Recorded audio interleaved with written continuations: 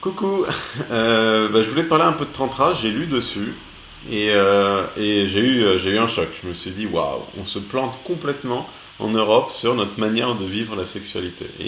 Et enfin, ça répond à des questions que j'avais, que je trouvais assez bizarres. Je trouvais ça très triste que lorsque tu aimes vraiment quelqu'un, au début tu rencontres une personne, tu l'aimes, vous avez envie de sexe tout le temps, vous avez une énergie sexuelle folle, vous la dissipez en faisant l'amour un peu partout, etc., un peu souvent. Et puis à un moment, cette énergie sexuelle disparaît. Et on se retrouve un peu penaud comme ça, à toujours s'aimer, mais le sexe devient ennuyeux, on va dire, ou peut-être pas, on n'a peut-être pas envie du sexe au même moment, etc. Et là, ça commence à devenir houleux. On commence à chercher une autre personne, à tromper avec ce que ça. Donc on rentre dans le mensonge.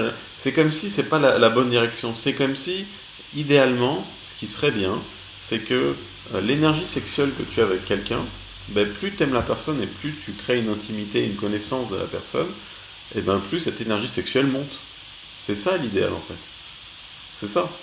Donc ce qui nous donnerait pas d'envie d'aller chercher quelqu'un d'autre, ce qui nous donnerait pas d'envie d'aller ramener des outils, des lubrifiants, des plastiques, c'est fou quoi tout ça, des déguisements quoi. Il faudrait que en fait le sexe à deux soit meilleur plus le temps passe avec la personne qu'on aime quoi. Et c'est exactement ça le tantra. Le tantra, c'est une manière de vivre la sexualité sans expulser l'énergie sexuelle.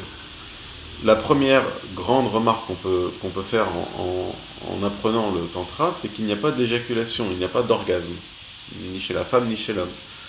Il n'y a pas dans la sexualité classique, dans la médiasexualité, il y a une recherche de l'orgasme de quelques secondes, vite. Toujours ça, ce problème de vitesse. Et dans le tantra, il y a un travail qui prend du temps, parce qu'il faut bien s'ouvrir à l'autre, bien connaître ses moindres recoins, ses moindres sensations, ses ressentis. Et une fois que ces deux personnes complémentaires s'emboîtent et se connaissent, là se développe l'orgasme de plusieurs minutes, qu'expérience beaucoup de monde si tu regardes sur le web. Il n'y a pas de débat là-dessus.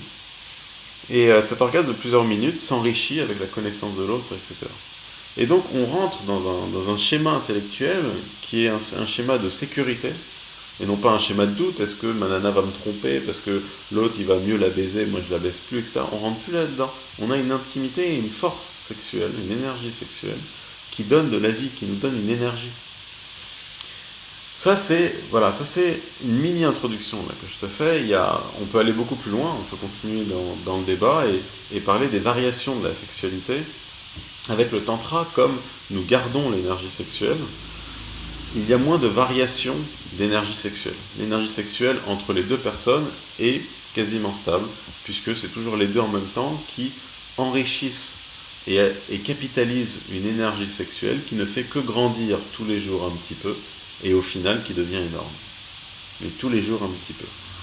Et donc, là, il n'y a pas ces variations qu'on peut avoir dans une relation homme-femme avec la médiasexualité, la sexualité classique, où l'un aura envie de plus de sexe que l'autre, etc. Et d'un coup a besoin ou a envie énormément de sexe, hop, il jouit, hop, et après l'orgasme, plus du tout envie, etc. Et on a des variations qui sont énormes. On n'a pas de construction. On n'a pas de construction sexuelle à deux. Voilà, donc le tantra, c'est une construction sexuelle à deux, une conservation de l'énergie sexuelle et une diffusion de cette énergie sexuelle dans le corps. Voilà, une petite introduction.